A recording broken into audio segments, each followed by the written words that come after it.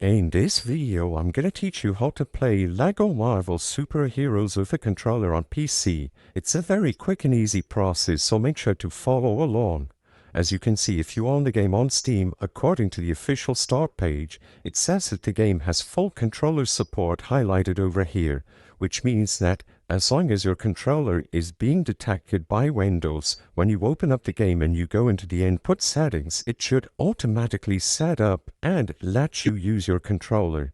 In this video, I'm going to go over some additional steps that you might want to reproduce if you are having issues using your controller inside of the game.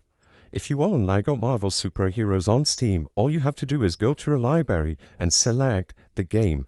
As you can see, I don't actually own LEGO Marvel Super Heroes on this account, so I'm just going to use Destiny 2 as an example, but the process I'm going to show you will help you use your controller. All you have to do is click on the game, select Settings over here at the right side of the screen, and then go into the Properties. Within the Properties, go into the Controller options and double check to see if Steam Input is enabled. By enabling Steam Input, you are making sure that any brand of controller, even generic ones, are going to work inside of the game. After you enable Steam Input, you will be able to click this little gamepad icon and browse through the official layouts. You can see if there's a recommended layout, or alternatively, just look into the community layouts.